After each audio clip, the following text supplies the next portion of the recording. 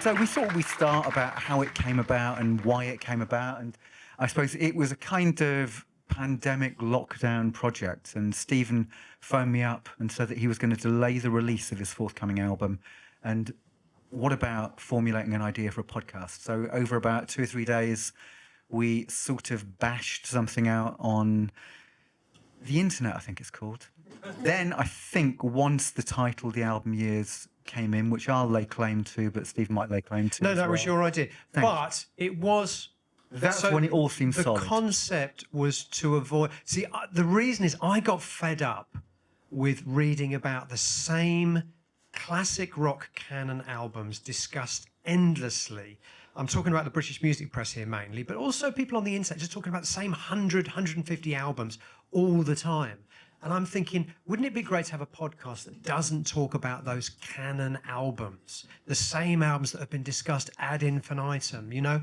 And we talk about some of the albums that perhaps we feel are just as good, but people just don't talk about. So we're going to talk about some of those in the second half. I've got my top 10 quintessential album years albums, some of which we've talked about on the show already. So that was the idea, to avoid the canon, the classic rock canon albums. In fact, we made a point in our very first recording I think we did 1967. Was it? We did 1967 was one of the first ones we did, so we didn't mention Sgt. Pepper. That is true in 67, yeah. So, but also I think for us, you know, the whole idea was to kind of give back what music had given to us. I think that both of us have always been, you know, fanatical about music, and it's meant a great deal to us. And so it was partly us giving back the enthusiasm that we felt for things. And I think that, you know, one of the delights for me is that when I've looked at comments, I mean, somebody recently had said, you know, I've bought Common One, or I've bought Sunset Wading, or I've bought this, never knew of it before. You know, I'm really glad that the podcast introduced this to me. So, you know, some of you will have already known those records, but the idea is that to kind of pass on enthusiasm for things that perhaps are neglected, as you said.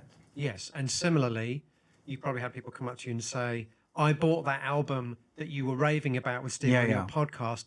It's shit.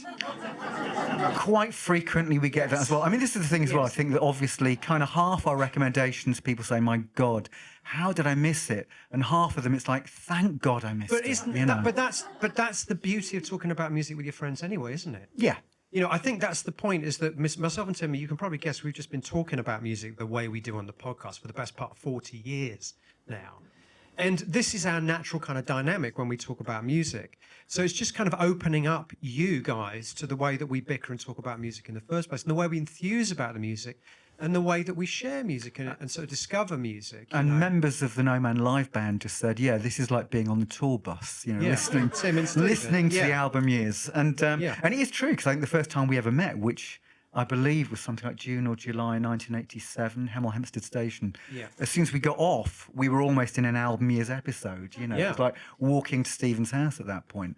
And prior to that, we'd kind of sent one another mixtapes, letters, you know, and we're kind of enthusing. It's basically trying to define what sort of music we wanted to make, what we thought was also missing from the kind of culture that we'd started out in as well. But also sharing, you know, you introduced me to a lot of the artists we talk about on the album years. Tim originally introduced me to, because he was a little bit older, still is a little bit older than me. Things like, you introduced me to things like Prefab Sprout, I remember. Momus, you introduced me to.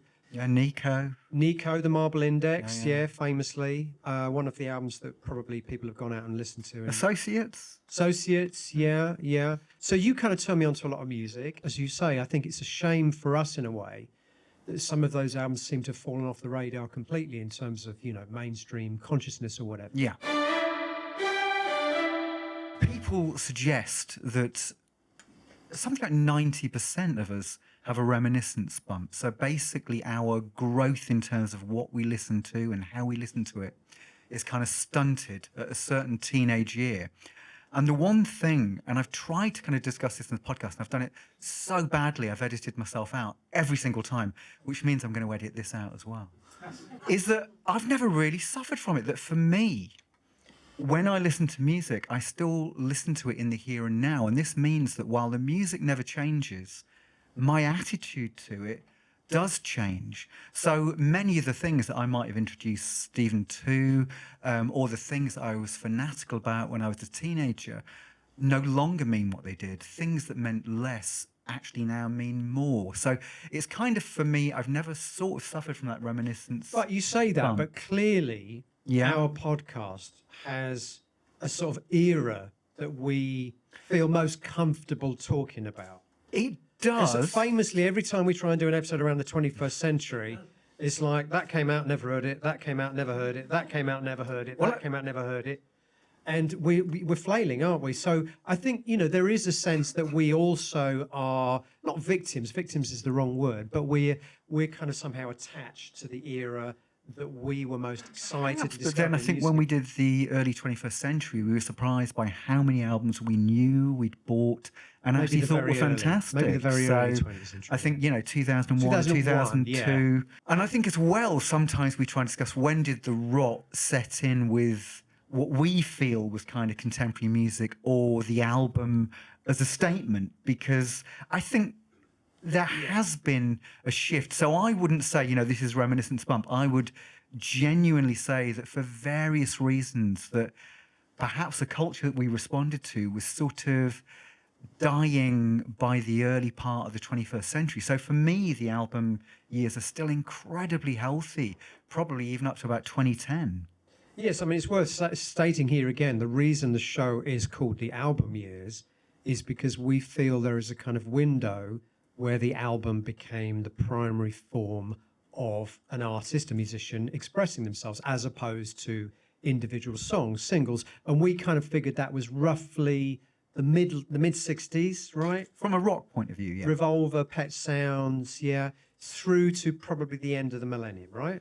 Yeah, although again, we're very well aware of it when the album started. I mean, this is the thing for me. I think it's kind of interesting that art sometimes responds to format. So, the album and the concept album, you were having these in the early 50s, people like Frank Sinatra, Billie Holiday, and they were beautifully sequenced, beautifully recorded albums because the LP as a format existed and people were fulfilling this. And I think there were great works of art in certainly easy listening, jazz, country, pre the Beatles. I think kind of we're using the Beatles and 67, Sgt. Pepper's, because it was almost like everything came together as a supposed concept, because as we know, there isn't really a concept running through the album, but it was. But it feels like there is. It feels like it partly feels like because it's a journey that you want to go on. Yeah? Exactly, and I think the artwork as well. It's the presentation. Greater than the sum of its parts. Yeah. Well, I think this is it. It's when rock music suddenly seemed to transcend itself, I think, and using the album as a kind of an art statement, really. We're going to discuss the pre-rock album era, the post-rock album era, because I suppose that is one of the things as well that maybe, perhaps since the early part of the 21st century, I think that rock as a medium seems slightly more confused, slightly more cult, slightly more under the radar, really. That to a certain extent, a lot of R&B and what used to be called urban music, I think, took over. And one of the things that's kind of interesting is that if you have a look at a lot of the R&B albums and the hip-hop albums that emerged in the sort of, from the 90s, 21st century, and so on, a lot of them are very involved concept albums, which is quite intriguing. They're almost using the language of the album years still. This still exists that, quite regularly you'll find these quite epic concepts and often very complex and brought into the live shows. Obviously, if you go to a Taylor Swift gig, in some ways it makes the excess of Pink Floyd 1979 seem like a sort of Kilburn pub gig. There is this sense of there is all these cycles going on in music, and rock music had its time. And to me, it's very hard for me to be excited about any rock music now, because to me, the musical vocabulary is kind of exhausted. And it's very hard to do anything with guitar, bass, and drums that's going to grab me and sound fresh. Whereas that's not true of electronic sound, electronic music. So for me personally, that's why I've become less interested. Yeah. To me, it seems like, okay, the guitar, bass, drums, they had their moment, they had their time. What can you do that's truly fresh and new? And, of course, there are always things that will prove you wrong. Yeah, no, and I think But there they are are always the ways of doing it. Because I think, exceptions, one of the fascinating things about the 80s, because you're right, there are certain periods where it almost seems like it's a kind of home. Like we were doing 1985 at the moment. What was interesting to me was how many albums I knew, how many I'd bought. and how, in a way, it almost felt comforting. There was something about it that there was almost like almost going back home in a way. But what I think one of the fascinating things with the 80s also is when you got plain guitar bands, you're talking about the possibilities of guitar, bass, drums. You did have bands, whether it's the Police, whether it's U2, doing extraordinary things with absolutely simple lineups. The Cure, quite often, these people, Smiths, of course, that, in a way, they were using the language of the mid-1950s, but really breathing fresh life into it. And I suppose I'm slightly more optimistic than you in that I still feel there are possibilities of processing guitar sound, bass sound, drums, and even the use of space in music, that you can do something different with a plain guitar, bass, drum lineup. There's not a lot of it about at the moment. Well, I don't hear it. I guess I don't hear it because I'm not listening out for that music so much now than I was once upon a time. Talking earlier, as I said, that I think that, the album, to a certain extent, accommodated the new format of the LP. And I think that one of the things that we discuss quite often on the album is how when the CD came in, on one level, it was revolutionary in terms of the way in which it presented sound. And I still think it's a great medium, but the problem is that people felt they needed to fill 80 minutes. And so for me, for certain types of music, and especially certain types of music that I like, I think 35 to 45 minutes is the optimum in terms of concentration, losing yourself in it. And I felt that the CD age ushered in a real era of kind of excess, a lack of discipline, in a sense of filling a format for the sake of filling a format. And similarly, I think with streaming, that people listen to music in a different way, that it comes through in a different way, and therefore there isn't quite the same level. Of course, there are always exceptions, but there isn't the same level, perhaps, of concentration, attention, ownership. We often talk about this idea that we'd buy things, and if we hated them initially, these often became our favorite albums because you would persist and persist because you'd actually invested in them. And it almost brought a different quality of attention to the music, that whereas now I kind of feel that people are almost like disgruntled A&R men from the 1990s, 5 seconds and I'm out. And they have said this with streaming, that a lot of people, one of the reasons why the introduction doesn't exist anymore in a lot of tunes, that you basically go straight into the chorus, straight into the hook in a lot of pieces, is because people will dismiss it after 5-10 seconds.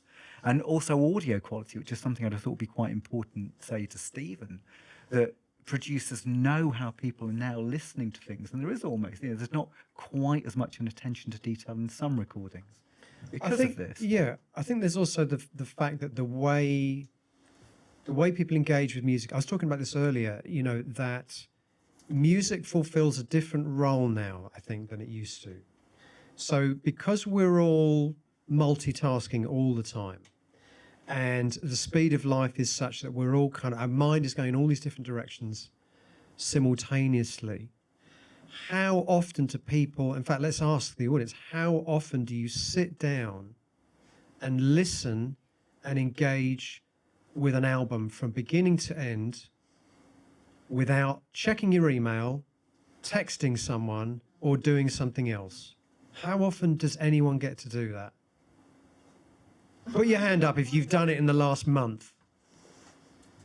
Okay, more people than I would have thought. I don't do that anymore. And the reason I mention that is consequently I changed the kind of music I listen to accommodate my life.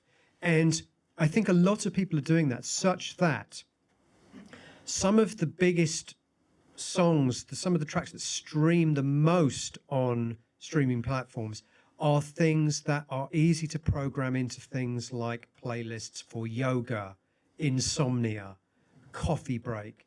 So you get some of these artists like Nils Frahm and Max Richter who have millions and millions and billions of streams, but people couldn't tell you the name of the artist because these songs are being programmed into, there's the ultimate irony. Max Richter's Sleep, apparently the most streamed classical piece of music ever, is a piece of music made to be listened to while you're unconscious. I find myself very often, music now is less about when I was a kid, I used to turn the lights off. I used to put the new Pink Floyd record, a new Prince record, or whatever it was I just bought, and I would turn the lights off and I would listen to it in the dark from beginning to end, and my mind was completely focused and engaged on only that record for that 45 minutes.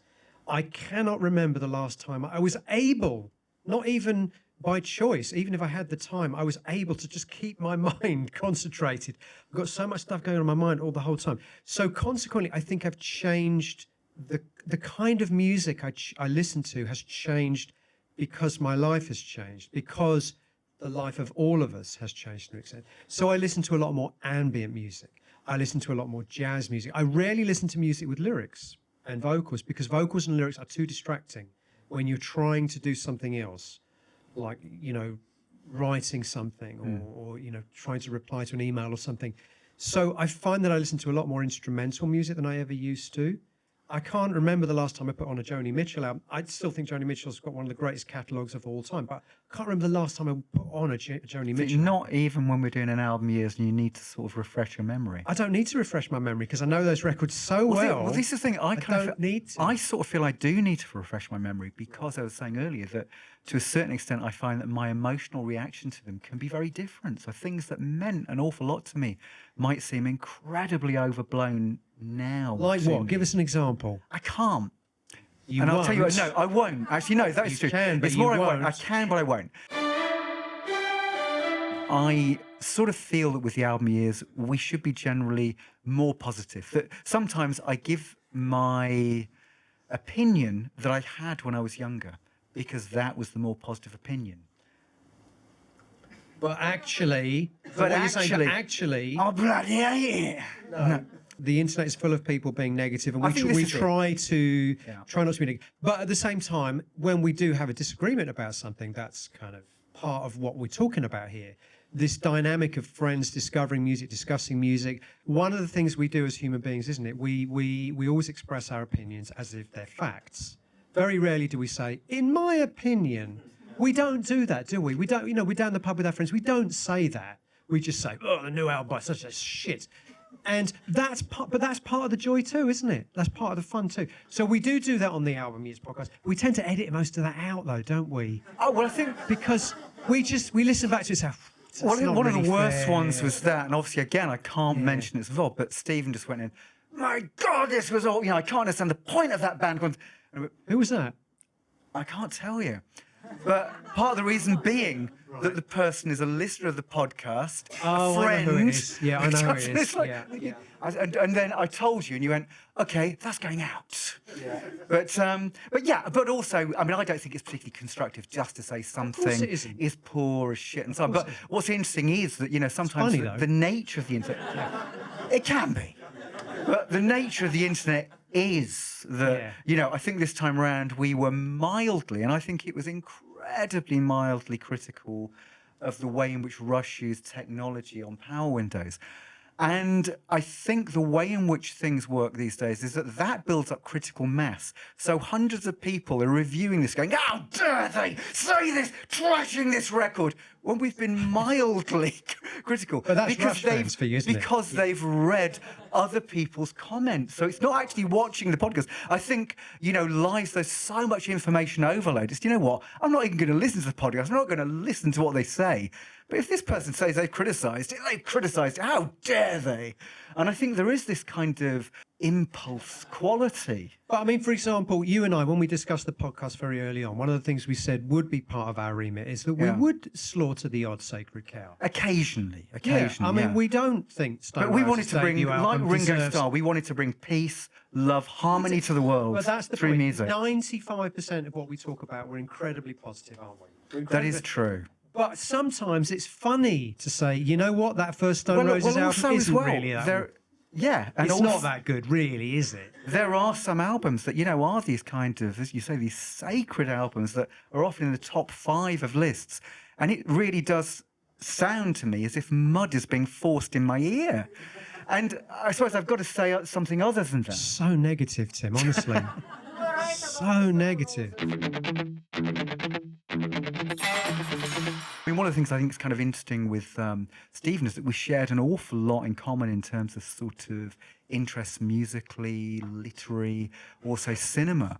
And in some ways, we came from the equivalent towns, but north and south. You, in a sense, were almost that suburb of London. I was almost that suburb in between Liverpool, Manchester. These Yeah, it was lost. it was a very boring town, you know, and it still is. Yeah, Hemel Hempstead. How dare you, sir? We're talking about Hemel Hempstead here. Yeah, He is working for the Hemel Hempstead Tourist Board now. it's you know, like there was nothing to do. There was one bowling alley, and that was it. That was like the action in town. And again, it's like a common culture. I think, you know, when you had only sort of 3 to 5 television channels and very few radio stations, to a certain extent, there was a much more broad shared culture.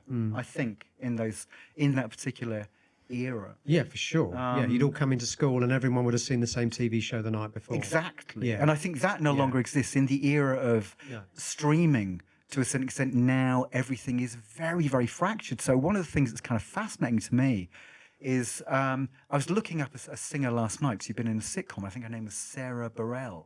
And I'd never heard of her. And then I looked, sold 15 million albums, 147 million streams on YouTube. And this is something that's existed since the mid-2000s. And I think what's kind of curious is that in the era pre-streaming, that almost everybody, you know, my dad would know who Bowie or The Cure were because he'd have come across it in some way because there were so few mediums. But what was interesting is using very little, it tended to be very eclectic. You know, I found that these shows, whether it's The Tube, the Ogo Whistle Test, the Chart Show, it covered a massive amount of ground. Yeah, Top of the Pops was like a ritual, wasn't it? To all sit Top of down the and Pops watch was Top a of the ritual. Pops, and everyone would have seen the bands on the show, and if something was very exciting performance, everyone would be buzzing about it.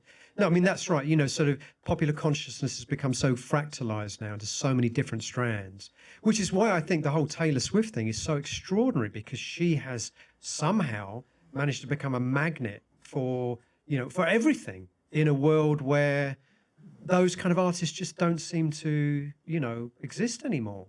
But she, you know, she's here in London now, right? I think she's just arrived here. She's here in the UK now. And everyone talks about the new Taylor Swift record. But that is the exception now, isn't it? Almost. Although it's Ox, and I don't know anyone who's heard it. How many people here have heard the new Taylor Swift record? You know it's out, though, don't you? Yeah, you know it's out. And I think that's the point. You know, there were records in the past that you would always be aware that these were out and these were big successes. You wouldn't necessarily like them. But like you say, there are these other artists that you look at some of their streaming figures, and I have the same experience sometimes. I go on YouTube and I think, how is it I've not heard of this artist and they've got 500 billion streams? And that, like you say, that would never have happened. No, and say era. artists like, say, and we know, you know, Jarvis Cocker, Pulp, you know, made a tremendous cultural impact in the 90s and beyond. And their figures are infinitesimal compared to these artists we're talking about, who weirdly seem more specialised, or at least I'm not coming across as people. I think it's partly because there isn't that common television, radio culture, and everything is fragmented. So it's more difficult, perhaps, to have these sort of Critical mass and and I think the thing is, again, with streaming, I mean, as we know, one of the things Spotify are doing, they're not paying for artists who don't get 1,000 streams or more. And it was staggering to learn that only 20% of artists have 1,000 or more streams. 1,000 more streams that won't buy you a cup of tea. And 20%, which means that, you know, if you're on 15,000 listeners or 20,000, you're possibly in the top 12% of Spotify. And so the only people that benefit is kind of interesting in a culture that seems to have a kind of a 0.1%. And I think that Spotify does. You know, Isn't it interesting? Isn't it interesting also that some artists that we think of as like legendary artists, if you look at their streaming figures, there's this kind of well, I was going to say there's almost this reductive aspect to their whole career. Like if you look at the Police's streaming figures, every breath you take, 20 zillion billion. Roxanne, 10, 20 billion zillion. The rest of the catalogue, nothing. Yeah. Nothing. even a band like The Who. I mean, it's like their whole career boils down, in terms of public consciousness, I mean. We think of The Who as a band that had loads of classic tracks. But when you look at their streaming figures, it essentially boils down to 2 or 3 iconic tracks, mostly because they've been used in American TV shows. Yeah. So it's CSI, isn't it? The one with Barbara Yeah. O'Reilly. And My Generation kind of is something the kids kind of like. But a lot of tracks that you and I would have thought of as a classic Who track, they have fallen off the radar. Well, again, it's how people engage with music, how they listen. It's like, for me, if I hear something that blows me away, I will listen to the entire album. I listen to the artist's catalogue. But clearly it doesn't happen. You know, when people are being introduced to The Who via CSI or what have you, they're not then listening to Who's Next. It's utterly bizarre that that's the track on the playlist. Now, is that partly because that was the only way you could hear those tracks? So, for example, my mum, she might hear a Donna Summer track she really liked on the radio or see it on Top of the Pops. She would go and buy the album so she could listen to that track at home, or she'd buy the single and listen to it at home. Yeah. Now, because you can just go and add it to your playlist, you don't need to engage with the rest of that artist's career. There's no need to hear. For me, it's odd that there's no curiosity that if something really does blow your mind. Yeah, but I think that's because we're the kind of people we are, and I think the people in this room probably would sympathise with. Most people, they're not really interested in going beyond the greatest hits. And possibly it was always that way. Possibly it was always that way. But now it's easier to kind of ignore the trajectory of an artist's career just for the 2 or 3 songs that you know. Yeah. It's easier to kind of pretend that all that other stuff they did doesn't really exist. That's why I'm staggered by the whole Taylor Swift thing. That's the anomaly that I don't understand. Because she seems to have people who will engage with her as an album artist and a singles artist. But I think it's a case of critical mass, isn't it? In the sense, in that case, it's a phenomenon, yeah. Media, TikTok, YouTube, podcasts, everything working at the same time, in sync. Yeah. So it's kind of it's a brilliant campaign that actually has cut through. But you're right, you know, it's one of the few artists that, again, going back to parents, my dad might be able to name from this era. Yeah. That's it. Whereas, you know, take it back to 70s, 80s, 90s, quite obscure artists had kind of sneaked into the public consciousness. You know, Sparks won Top of the Pops performance, had almost an entire nation talking about it. Yeah. You know, I think traditionally we would hear music, you know, via television, radio, but also discovery. I mean, for me, there were various cheap record shops in Manchester that were a gold mine, and then also discussing these with friends and then getting recommendations and so on. And actually, how I often discover music now is from television programs where something comes in, because generally it's a curated soundtrack. It's curated to fit the mood, fit the atmosphere. There's a lot of brilliant actual soundtrack music, but also there's very good curated song lists, and often new bands I might have got into over the last sort of 10 years I've heard on a television program or other. I mean, Baby Reindeer, I don't know whether any of you have seen that, but it's got a fantastic and diverse soundtrack, and even to the point of obscurity where I think it has the Judy Dybel version of I Talk to the Wind, the King Crimson piece. You know, this is clearly curated by somebody who loves the music. So you can find examples of that. But I suppose this is it as well, that, you know, record labels once seemed to be curated. There were labels that had a certain identity that you would follow. And even if you didn't like it, you know, let's take a label like 4AD or Factory, even if you didn't like what they were putting out, it was always interesting. Same with Charisma label in the early 70s. You know, there were, and that doesn't seem to be out there as much. Well, I don't think there are many labels out there anymore. That's the problem. Who would start a record label if they wanted to, you know, have an easy time and make money? They wouldn't start a record label these days, would you?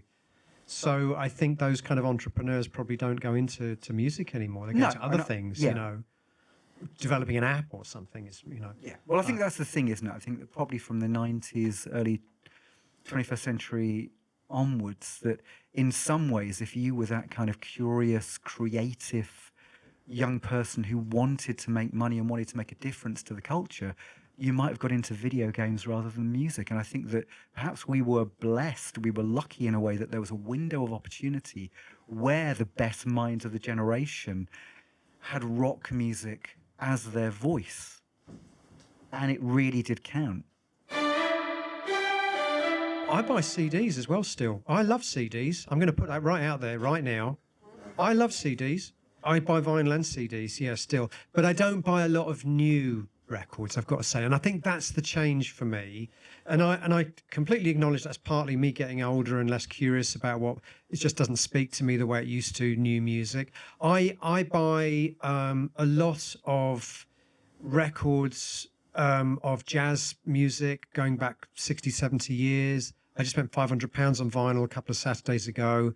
All free jazz stuff, like rare John Coltrane Japanese pressings and stuff. But that goes into what this lady was saying about the collector mentality kicking in. But that's always been a fun part of it for me too, you know. And I still, one of the greatest joys in my life is just spending an hour in a record shop, just flicking through records. Even if I end up walking out without having bought anything, I just enjoy that, and I always have. And maybe it's a nostalgic thing, but no, I still do. The answer to your question is I do buy records and CDs, but mostly things from the past now. I think I don't know about you, Tim. What do you? Yeah, no. Well, I still buy vinyl. I still buy CDs. I'm old. I also buy an awful lot still on specs. I love going in charity shops and that sense of seeing something that either you don't know and you want to educate yourself about, and realise you still really hate it, or you really detest it. But the point is, I want to give it attention, because I think when I buy something, the quality of attention I bring to it is greater. I'll make sure I listen to it. Even if I bought it cheaply in a charity shop, I want to listen to this. Whereas I don't use streaming. I mean, I occasionally use YouTube to find out about whether I like something or not, whether I should invest in something. But I'll buy things on spec in charity shops, and I will still buy albums by artists I admire or I'm curious about on vinyl and CD. But I kind of find that I listen to them very seriously as a consequence, and a lot of them end up in Stephen's collection soon afterwards. For years, myself and Tim, we've always swapped stuff. Going back into right after we met, we'd swap things. We'd have these bartering sessions.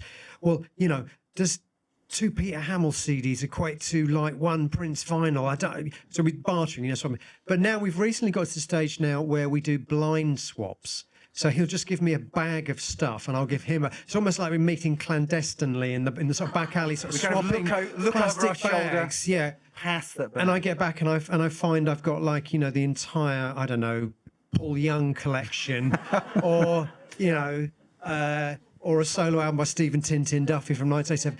And he'll find he's got, what have I given you recently, Tim? I've given some good Ken Dodd? No, did I give you Ken Dodd? I might have done. Actually, you gave me Benny Hill. Benny Hill, I gave you Benny Hill. Yeah. The World of Benny Hill compilation. Budget. What else have I given you recently? I've given you some good stuff recently. Norman Collier.